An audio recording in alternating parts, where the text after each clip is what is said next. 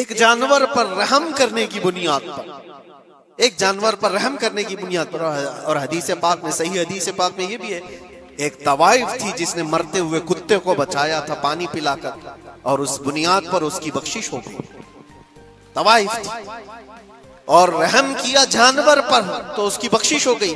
میں اسلام کی وہ چیزیں تمہیں بتا رہا ہوں جو دنیا تمہارے سامنے یہ چیزیں لانے سے عاجز ہے اور قاصر ہے، یہاں تک کہ اللہ کے نبی صلی اللہ تعالیٰ علیہ وسلم نے فرمایا جانور پر اگر تم نے ظلم کیا ہے تو جس طرح سے ظلم کرو گے قیامت کے دن یہ اپنے سینگوں کے ساتھ، اپنے کھروں کے ساتھ اٹھے گا اور اسی طرح سے اس کا بدلہ بھی دلایا جائے گا۔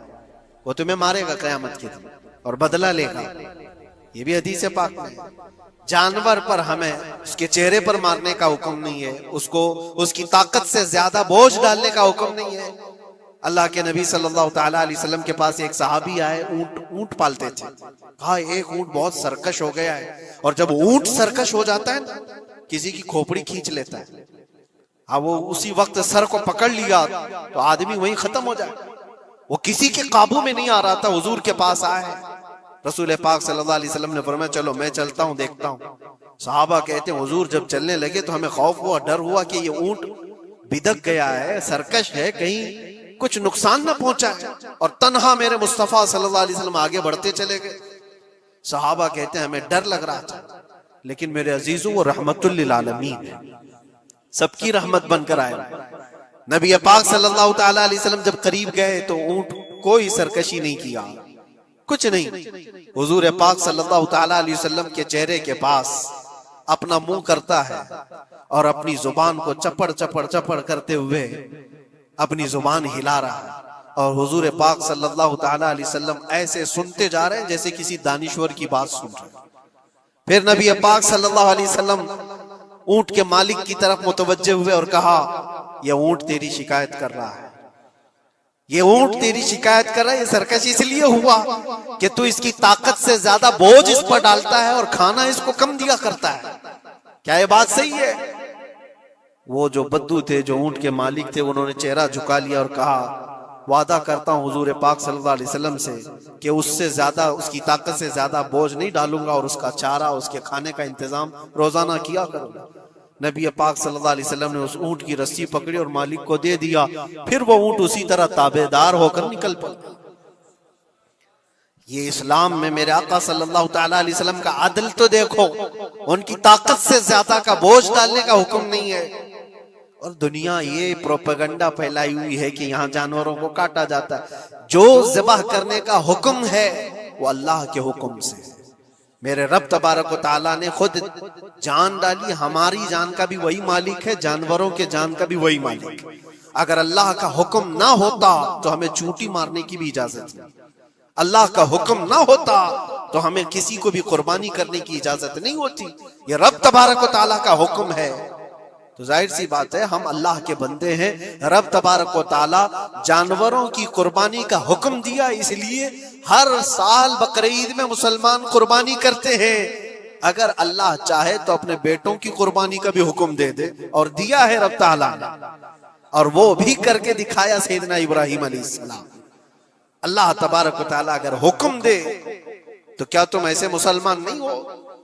مسلمان کا مطلب ہوتا ہے سر جھکانے والا اللہ کے حکم کے آگے، یہ نہیں پوچھے گا کہ کیوں ہے اور کیسے ہے۔ مسلم کہتے ہیں اپنا سر جھکا دیا اللہ کی بارگاہ میں، اس کے حکم کے آگے۔ اللہ تبارک و تعالی ہماری جانوں کا مالک ہے، اگر وہ چاہتا تو ہماری قربانی کا حکم دیتا، ہمارے اولاد کا، لیکن رب تبارک و تعالی نے یہ سنت ابراہیمی پر پوری دنیا کو ثواب دینے کے لیے جانوروں کی قربانی کا حکم عطا فرمایا۔ میرے آقا صلی اللہ تعالی علیہ وسلم کے پاس ایک صحابی حضرت زید بن ارقم آئے اور پوچھا یہ قربانی کیا ہے میرے آقا؟ حضور اکرم صلی اللہ علیہ وسلم نے فرمایا جس جانور کی ذبح کی قربانی کرو گے اس کے ہر بال کے بدلے تمہیں اللہ ایک نیکی عطا فرمائے گا۔ جتنے اس کے جسم میں بال ہوں گے ہر بال کے بدلے اللہ تمہیں ایک نیکی عطا فرمائے گا۔ اور حضور اکرم صلی اللہ تعالی علیہ وسلم نے یہ بھی ارشاد فرمایا کہ تم جانور کا انتخاب اچھا کرو اس لیے کہ کل بروز قیامت پل صراط پر یہ تمہاری سواری بن کر آئے گا، جس پر بیٹھ کر تم جنت میں جا رہے ہو گے۔ اور لوگ یہ بھی پوچھتے ہیں ہم نے ایک بار قربانی کی ہے تو وہاں سواری کون سی والی آئے گی؟ یہ بھی ملتا ہے روایت میں، تم نے اپنی زندگی میں جو سب سے پہلے قربانی کی ہے اس پر سوار ہوگے، لیکن ہر سال کی قربانی والے جانور بھی سواری بن کر تمہارے ارد گرد آئیں گے، وہ سب ہوں گے، تم انتخاب کرو جس پر سوار ہونا چاہو۔ اسی لیے قربانی میں عیب والے جانور کی قربانی جائز نہیں، لنگڑا ہو، لولا ہو، کان کٹا ہوا ہو۔ کیوں جائز نہیں ہے؟ دنیا تو یہ سمجھتی ہے کٹنے والا جانور وہ ہونا چاہیے جو ریجیکٹڈ ہو، جس کو کاٹا جا رہا ہے وہ دنیا میں کام کے لائق نہ ہو، اس کو کاٹنا چاہیے۔ دنیا کا یہ کانسیپٹ ہے، دنیا کا تصور یہ ہے، لیکن نہیں، اگر کوئی اپنے استعمال کے لیے کاٹ رہا ہوتا تو میں کہتا ہاں ریجیکٹڈ مال کاٹ لو، لیکن ذبح جو ہم کرتے ہیں قربانی میں وہ اپنے لیے نہیں، وہ رب ذوالجلال کے لیے ہے۔ اسی لیے بندہ یہ دیکھے میں اپنے رب کی حضور کیا پیش کر رہا ہوں۔ تم اگر کوئی ہدیہ تحفہ خریدنے جاتے ہو اپنے کسی عزت دار شخص کے لیے تو انتخاب سوچ سمجھ کر کے کرتے ہو کہ جس کو میں دینے جا رہا ہوں یہ کتنا ویلیو والا ہونا چاہیے، کتنا عزت والا ہونا چاہیے، اور جو رب تعالیٰ کی بارگاہ میں پیش کر رہے ہو اس کا بھی آپ خیال رکھو۔ اسی لیے لوگ کام چلانے کی باتیں تو بہت کرتے ہیں۔ قربانی کے متعلق کچھ باتیں ہیں جو مجھے آج عرض کرنی تھی، اس لیے میں نے آج اس موضوع پر آپ سے خطاب کیا۔ بہت سارے لوگ طرح طرح کے افواہیں بھی پھیلاتے ہیں، یہ تو ان غیر مسلموں کے اعتراضات کا میں نے جواب دیا۔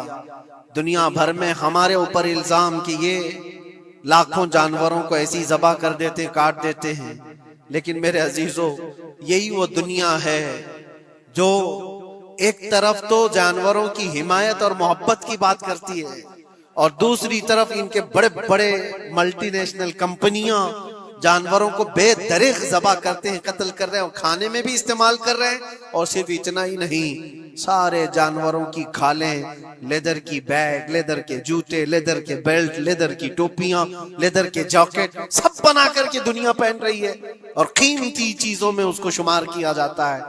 ان سے کوئی سوال نہیں کرتا کہ یہ سب چیزیں کہاں سے تم لائے، یہ سب چیزیں تم کہاں سے لائے؟ کیا بغیر کسی جانور کے ذبح کیے ہوئے اس کی کھال کا استعمال کرتے ہو؟ لیدر کا استعمال تو ساری دنیا بڑے فخر سے کر رہی ہے، حتیٰ کہ گھروں کے استعمال کرنے والے صوفے اور کرسیوں پر تک استعمال ہے، اپنی بیٹھنے والی گاڑیوں میں کار کی سیٹ پر تک استعمال ہے۔ تمہارے پہننے والے جوتے، تمہارے پہننے والے بیلٹ، تمہارے پہننے والے جاکٹ، سب جگہ تمہارا استعمال ہے۔ اور صرف میں یہ نہیں کہہ رہا کہ دنیا میں صرف مسلمان استعمال کرتے ہیں، ساری دنیا لیدر کا استعمال کرتی ہے۔ یہ لیدر کہاں سے آتا ہے؟ تو یہ دغلا پن، یہ جو ڈبل رول ہے، ڈبل سٹینڈ، ایک طرف حمایت کی بات کرنا اور دوسری طرف بے دریغ ذبح بھی کرنا، یہ سب چیزیں دنیا کو بیوقوف بنانا اور اسلام کے خلاف ایک پروپیگنڈا پھیلانا۔ لیکن اے مسلمانوں، ذہن و دماغ میں کسی ایسے ماڈرن کلچر کے ایسا کوئی فریفتہ ہو، اس کی باتوں میں آ کر تم یہ سوچو کہ نہیں اتنے پیسے میں قربانی کے بجائے صدقہ کر دوں، کسی غریب کو دے دوں، ناجائز ہے۔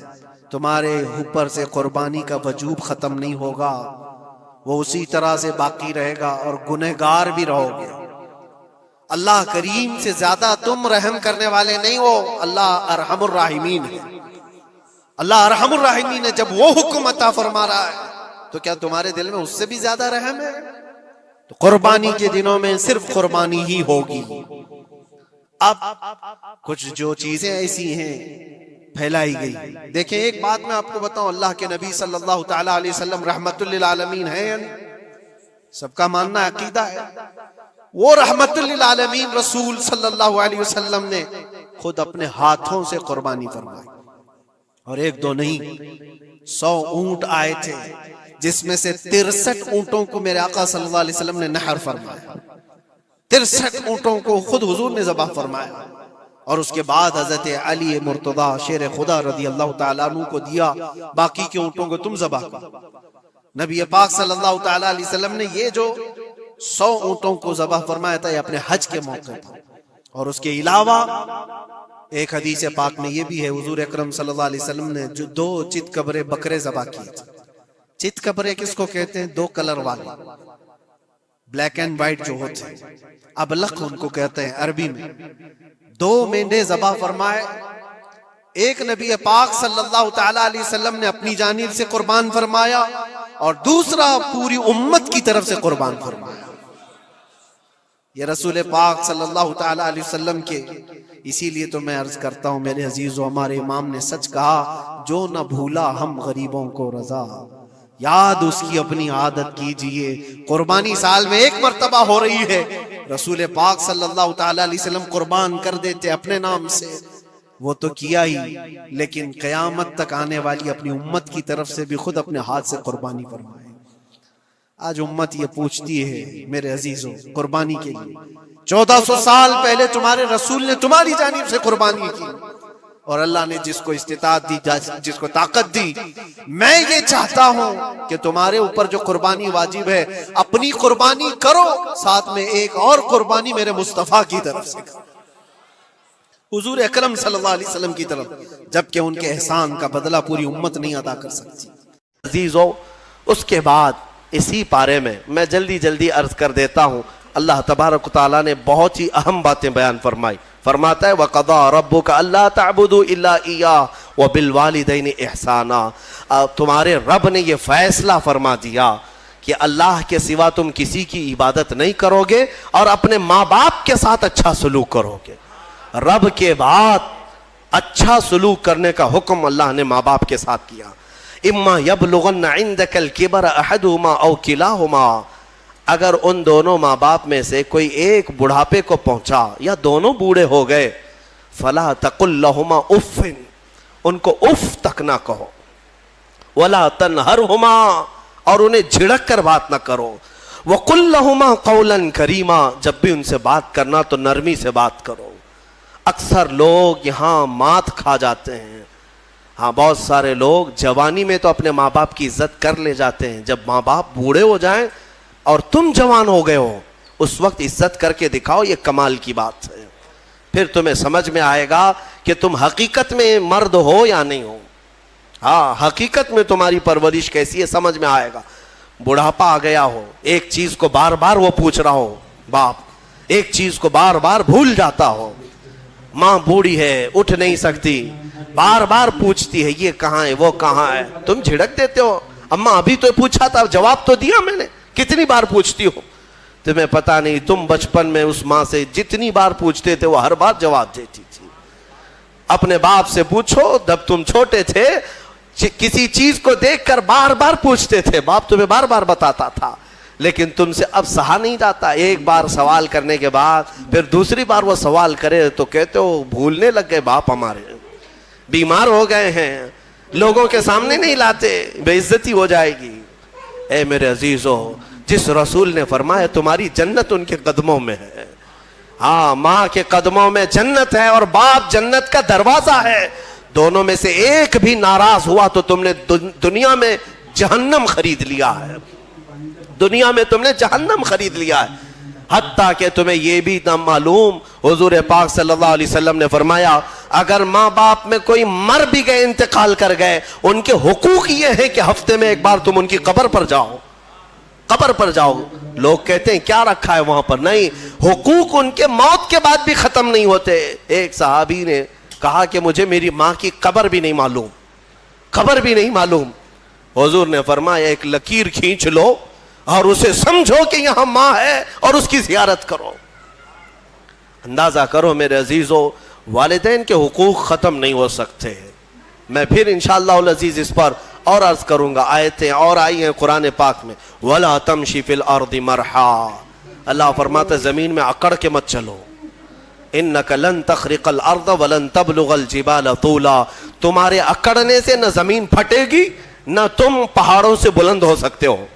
دیکھو ان پہاڑوں کی طرف کتنے بلند ہیں، تم ان کے سامنے بہت بونے ہو، بہت ناٹے ہو۔ اس زمین کو دیکھو، اس کی سختیاں کیسی ہیں، تمہارے اکڑنے کے لیے تمہارے پاس ہے کیا؟ تم ایک نطفے سے پیدا ہوئے، ایک ٹھوکر میں تم لنگڑے ہو سکتے ہو، لولے ہو سکتے ہو، تمہارے پاس کیا ہے؟ مولا علی کرم اللہ وجہہ الکریم کے پاس ایک شخص آیا اور کہا کہ حضور انسان کی بساط کتنی ہے، انسان کی طاقت کتنی ہے؟ تو انہوں نے فرمایا کہ کھڑے ہو جاؤ سامنے. کہا ایک ٹانگ اٹھاؤ. ایک پیر اٹھایا، وہ ایک پیر اٹھا کر کھڑا تھا تو حضرت علی نے کہا دوسرا بھی اٹھا لو. کہا کہ حضور دوسرا کیسے اٹھائے، اوندھے منہ گر جاؤں گا. کہا بس تیری بساط اتنی ہی ہے، اتنی ہی ہے طاقت کہ اگر دوسرا بھی اٹھاؤ گے تو اوندھے منہ گر جاؤ گے.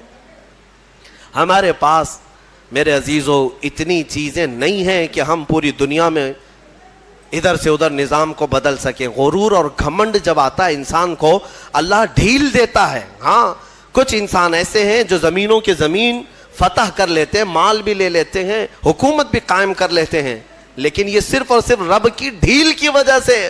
اور قرآن میں مولا فرماتا ہے ان کی طاقت ایسی ہے ان انسانوں کی کہ اگر ایک مکھی مر جائے تو اسے زندہ نہیں کر سکے گا. یہ ایک مچھر مر جائے تو تم اسے زندہ نہیں کر سکو گے. تم کتنے کمزور ہو تمہیں پتہ بھی نہیں ہے. ہاں تمہاری دھڑکنیں جس دن رک گئی تمہارے کروڑوں کی دولت لگا کر کے بھی تم سانسوں کو دوبارہ نہیں لا سکتے. میں نے ایک بڑی ہی عجیب و غریب بات پڑھی تھی. یہ کوریا کا غالباً ایک بہت بڑا امیر جس کی کمپنی ہے، مشہور موبائل کی کمپنی، دنیا میں سب سے زیادہ بکنے والے موبائل کی کمپنی کا مالک، جس کا حال یہ تھا کہ وہ جب چاہتا حکومتوں کو بدل دیتا تھا، اپنے ملک کی حکومت کو بدل دیتا، کبھی پریزیڈنٹ کو کبھی پرائم منسٹر کو ختم کر دیتا. اتنا پیسے کا مالک تھا. یہ ابھی زیادہ دن کی بات نہیں، 2012-13 کی بات ہے. اچانک اس شخص کو ایک بیماری لاحق ہوئی، بستر پر گر گیا، کوما میں چلا گیا، اور اس کا بیٹا موجود ہے اور اس نے دنیا کے مہنگے ترین ڈاکٹروں کو بلایا اور پر ڈے 100 کروڑ کا خرچ بھی اگر لگے اپنے باپ کو بولنے کے قابل بنا دے اور روٹی کھانے کے قابل بنا دے. 100 کروڑ پر ڈے خرچ کر کے بھی کوئی ایک ڈاکٹر نہ اسے بولنے کے قابل بنایا، نہ بات کرنے کے قابل، نہ روٹی کا ایک لقمہ کھانے کے قابل. 4 سال تک بستر پر پڑا رہا مردہ لاش کی طرح. 4 سال کے بعد کروڑوں ڈالر اس پر خرچ ہو چکے، پھر وہ دنیا سے نکل گیا، ختم ہو گیا. وہ شخص جس کا غرور یہ تھا کہ میں دنیا کی ہر چیز خرید سکتا ہوں، میں دنیا کی حکومتوں کو بدل سکتا ہوں، اپنے بستر سے اٹھنے کی طاقت نہیں تھی، اور سامنے موجود کسی ایک بندے سے ایک جملہ بات کرنے کی طاقت نہیں تھی. تم کیا سمجھتے ہو؟ اسی لیے میرے مولا کا فرمان سنو، زمین پر اکڑ کر مت چلو. آج یہ کفار و مشرکین جتنا ہماری زمین پر اکڑ رہے ہیں، ایک دن پکڑ آنے والی ہے، آئے گی پکڑ. ظالم اگر یہ سمجھتے ہیں کہ ان کے کاموں سے کوئی بے خبر ہے، سب کوئی نہیں دیکھ رہا ہے، اللہ رب العزت ہر کام سے باخبر ہے، دیکھ رہا ہے. تم ظلم کی انتہا کرتے جاؤ. غرور اور گھمنڈ آج نشہ کس کا؟ حکومت کا، تخت کا. ارے یہ تخت فرعون کے پاس بھی آیا، قارون، حامان، شداد، یہ اتنے بڑے بڑے لوگ ہیں دنیا کے جن کے پاس آدھی سے زیادہ دنیا موجود تھی. تمہارے پاس ابھی کچھ بھی نہیں ہے، تمہارے پاس ابھی کچھ بھی نہیں. ان لوگوں کے پاس اتنا سونا تھا کہ وہ جنتیں بنانے پر لگ گئے تھے دنیا میں. ایک اینٹ سونے کی، ایک اینٹ چاندی کی رکھ کر کے محلات بنا رہے تھے. تمہارے پاس ابھی کچھ نہیں آیا، اور رب ذوالجلال نے ان ظالموں کو مچھروں سے، پانیوں سے، ہواؤں سے ہلاک کیا ہے. اور آج یہ آتنک مچانے والے یہ سمجھتے ہیں کہ ہم جہاں چاہیں آگ لگا دیں گے، ہم جتنوں کو چاہیں گے مار دیں گے. تم اپنے ظلم کے کاموں کو جاری رکھو، انشاءاللہ العزیز وہ دن یاد رکھنا کہ ہمارے بزرگوں نے فرمایا کہ اگر تم فرعون ہو تو موسیٰ بھی ضرور آئے گا. اگر تم نمرود ہو تو مچھر بھی تمہاری ہلاکت کے لیے آئے گا. اللہ رب العزت غرور کرنے والوں کو دنیا میں بھی سزا دیتا ہے، اور آخرت کے متعلق حکم ہے کہ ان کو چونٹیوں کی طرح بنایا جائے گا، چونٹیوں کی طرح، اور حکم ہوگا کہ اے اہل محشر ان کو روندو اپنے پاؤں سے، روندو اپنے پاؤں سے۔ جو گھمنڈ کرتے تھے دنیا میں، غرور کرتے تھے، اور انہیں پاؤں سے لوگ روند رہے ہوں گے، وہ چھوٹی چھوٹے ہو چکے ہوں گے، اور رب تبارک و تعالیٰ ان سے فرمائے گا یہ وہ لوگ ہیں دنیا میں جو اکڑتے تھے، گھمنڈ کرتے تھے، غرور کرتے تھے، اور انہیں ایسا لگتا تھا کہ ساری طاقت ان کے پاس ہے۔ میرے عزیزو، آپ سے بھی میں یہی کہوں گا، عاجزی اختیار کرو، تواضع انکساری اچھی چیز ہے، اور کیسے پتا چلے، بڑھ کر کے سلام کیا کرو، چاہے چھوٹا ہو بڑا ہو، تمہارے دل میں کبر نہ آئے، غرور نہ آئے، ہر ایک کو اہمیت دیا کرو، اچھا کپڑے پہننے والا ہو کہ تنگ کپڑے پہننے والا ہو، غریب ہو کہ امیر ہو، فقیر ہو کہ غنی ہو، آپ اسے سلام میں پہل کریں، اسے مصافحہ کریں۔ حضرت ابو بکر صدیق رضی اللہ تعالیٰ عنہ کا حال یہ تھا کہ کوڑ کی بیماری والا، کوڑ کی بیماری جس سے لوگ بھاگتے ہیں، وہ بھی اگر آتا تو حضرت ابو بکر صدیق دسترخوان پہ اپنے بغل میں بٹھاتے تھے اور اپنے برتن سے کھلاتے تھے۔ یہ نہیں ہے، حالانکہ حدیث پاک میں بچنے کا حکم دیا گیا ہے، لیکن صرف اور صرف تواضع انکساری کے طور پر۔ تواضع اور انکساری انسان کو بلند بناتی ہے، اسی لیے حکیموں نے کہا ہے جس شاخ میں پھل ہوتے ہیں وہ جھکی رہتی ہے، پھل ہو تو ٹہنی جھکی رہتی ہے، اور جس شاخ میں پھل نہیں ہے تو اکڑی رہتی ہے، تنی رہتی ہے۔ اگر تمہارے اندر اخلاق اچھے ہیں تو جھکے رہو گے، اور اخلاق نہیں ہے تو اکڑے رہو گے۔ غرور و تکبر بغیر اخلاق والوں کے آتے ہیں۔ اور تفسیر میں آج جو اہم بات عرض کرنی تھی وہ سورۃ الکہف کی ہے، وقت لمبا ہو چکا، مختصر عرض کر دوں۔ سورہ کہف اس کی بڑی فضیلت آئی ہے، حدیث پاک میں ہے جو جمعہ کے دن سورہ کہف کی تلاوت کرے گا اللہ تعالیٰ اس کے گھر سے خانہ کعبہ تک ایک نور کا راستہ پیدا فرمائے گا۔ اور ایک حدیث میں ہے اس جمعہ سے لے کر اگلے جمعہ تک جو کچھ بھی اس کی خطائیں ہیں اللہ معاف فرمائے گا۔ سورہ کہف کی تلاوت، دو فائدے بتائے۔ تیسرا سنو، سورہ کہف کی شروع کی 10 آیتیں جسے یاد ہو گئیں، سورہ کہف کی شروع کی 10 آیتیں جسے یاد ہو گئیں، میرے آقا فرماتے ہیں دنیا کا سب سے بڑا فتنہ دجال، اللہ اس سے بھی اسے محفوظ رکھے گا۔ دجال کے فتنے سے محفوظ رہنے کے لیے سورہ کہف کی تلاوت ہر جمعہ کیا کرو، گھروں میں یا تو پھر کسی کی اچھی قرأت میں سنا کرو، تاکہ دونوں ثواب برابر ہیں، تلاوت کرنے کے اور سننے کے ثواب ہے۔ کہف ایک غار کا ذکر ہے جس میں اللہ تعالیٰ نے چند ایمان والوں کی فضیلت بیان کی ہے۔ عیسیٰ علیہ السلام کے زمانے کے 300 سال بعد، آپ کو آسمانوں سے اوپر اٹھا لیے جانے کے 300 سال بعد لوگوں میں عقیدہ بگڑ گیا تھا۔ ایک بادشاہ آیا تھا جس کا نام دقیانوس تھا، اور وہ ظالم تھا، اور وہ لوگوں کا عقیدہ بدل رہا تھا، اور یہاں تک کہ وہ اپنے لیے سجدہ کرواتا، اپنی خدائی کا اعلان کر رہا تھا، یا پھر بتوں کی پرستی شروع ہو گئی۔ لیکن اس زمانے میں لوگ ڈر کے مارے گھر واپسی کرنے کی بات جیسے ہو رہی ہے ویسے ہی بادشاہ اپنے پیسوں کے بل بوتے ان کو یہ کہلاتے کہ تمہارا دین الگ ہے، تم الگ دین میں آئے تھے، واپس آ جاؤ۔ دھرم پریورتن بدل رہا تھا، کئی بدل چکے تھے، پیسوں کے لیے کچھ لوگ بدلتے ہیں، طاقت کے لیے کچھ لوگ بدلتے ہیں، ڈر سے کچھ لوگ بدلتے ہیں، لیکن جو اللہ والے ہیں وہ ہر زمانے میں قائم رہتے ہیں۔ بادشاہ کے کچھ وزیروں میں لوگ تھے جن کی تعداد 7 اور بعض روایتوں میں 8، اللہ بہتر جانتا ہے ان کی تعداد کتنی تھی۔ یہ الگ الگ لوگ تھے، یہ ایمان والے لوگ تھے جو اللہ پر ایمان رکھتے اور آخرت پر ایمان۔ اب وہ جو ذکر کرتا اسے مار دیا جاتا۔ تو ان لوگوں نے ایک دن مشورہ کیا کہ اس شہر کو چھوڑ کر ہم دور چلے جاتے ہیں، اپنے ایمان کی حفاظت کریں۔ اب یہاں ایمان بچانا بہت مشکل ہو گیا ہے، ورنہ بادشاہ کے سامنے سر جھکانا پڑے گا، شرک اور کفر کرنا پڑے گا، ہم چلتے ہیں شہر سے باہر۔ یہ ساتوں نے راتوں رات مشورہ کیا اور نکل پڑے۔ ان کے ساتھ ایک کتا ہو لیا، اصحاب کہف کا کتا کہا جاتا.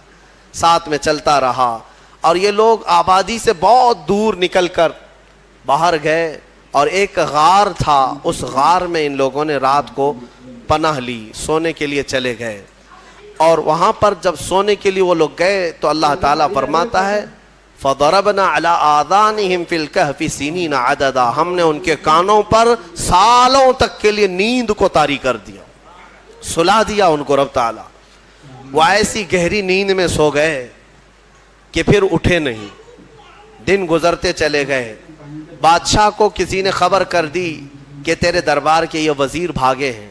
بادشاہ نے ڈھونڈنے کا حکم دیا اور ڈھونڈتے ڈھونڈتے ان کے پیروں کے نشان سے وہاں غار تک لوگ پہنچ گئے. بادشاہ نے کہا, بادشاہ سے کسی ایک شخص نے کہا اس غار کے اندر یہ لوگ سو رہے ہیں. تو بادشاہ نے کہا ان کی سزا یہ ہے کہ اس غار کو اچھی طرح سے دیوار لگا کر بند کر دو, یہی ان کی قبر بن گئی, یہ کبھی باہر نہ آ سکے. ان کی سزا یہی ہے. دیوار تعمیر کر دی گئی اور غار کا منہ سب بند کر دیا گیا, وہ نکل نہیں سکتے تھے.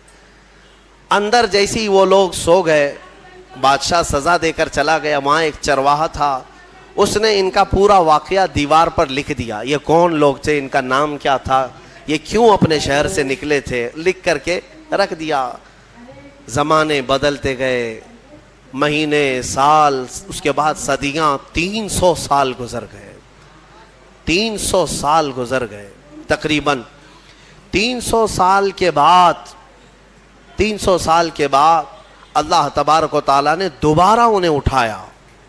وہ جب اٹھے تو آپس میں ایک دوسرے کو دیکھنے لگے, پوچھنے لگے کتنی دیر ہو گئی سو کر کے.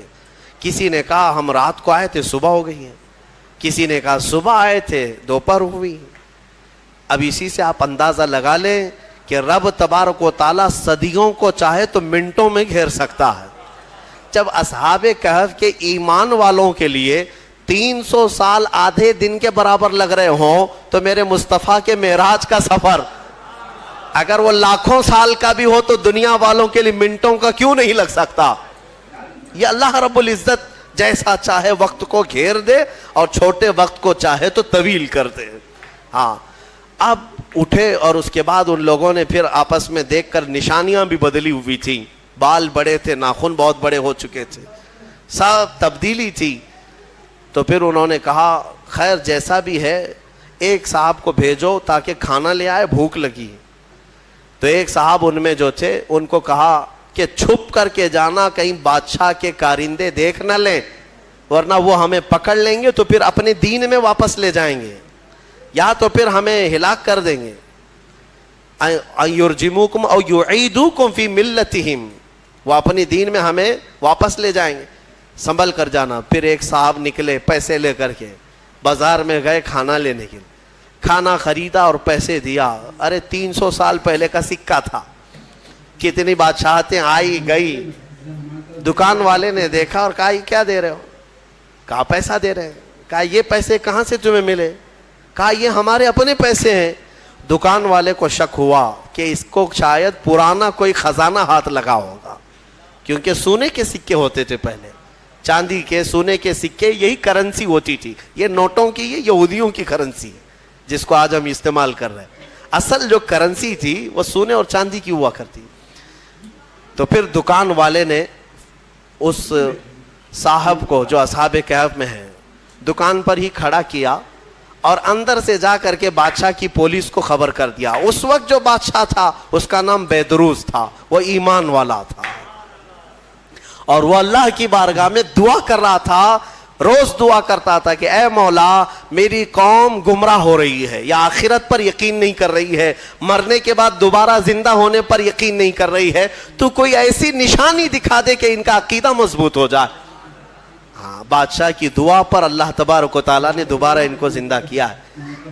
تو بیدروس کے پاس جب یہ خبر پہنچی کہ ایسا ایسا ایک شخص آیا ہے جو پرانے زمانے کے سکے لے آیا ہے, تو بادشاہ نے اپنی فوج کو ساتھ کر دیا کہ جاؤ اس شخص کے ساتھ, یہ کہاں سے آیا.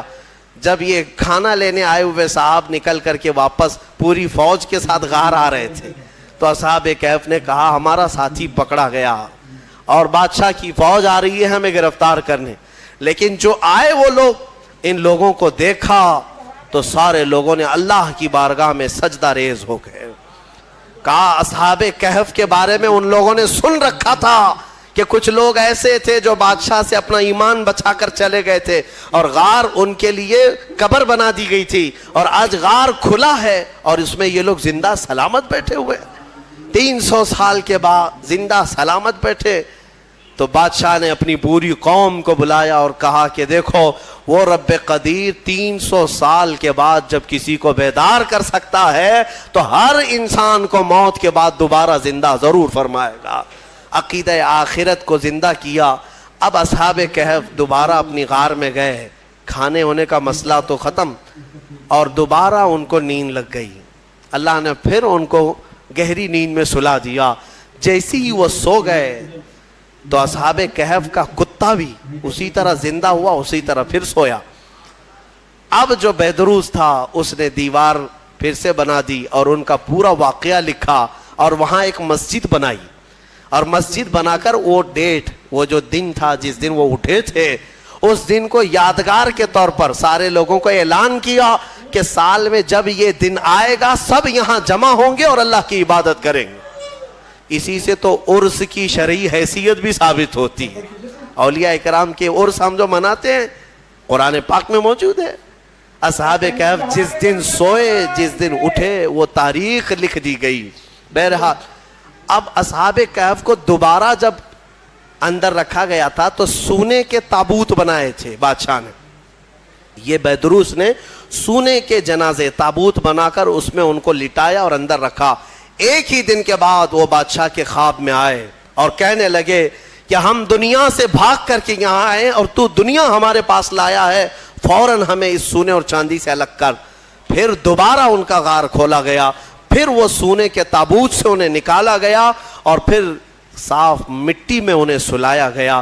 یعنی میرے عزیزو اندازہ کرو ان 7 لوگوں کے بارے میں کہیں قرآن میں یہ نہیں ہے کہ وہ نبی ہیں, وہ شہید ہیں, وہ صدیق ہیں, نہیں, بلکہ مولا فرماتا ہے وہ 7 نوجوان تھے جنہوں نے اپنا ایمان بادشاہ سے بچا کر اللہ پر یقین کر کے غار میں پناہ لی.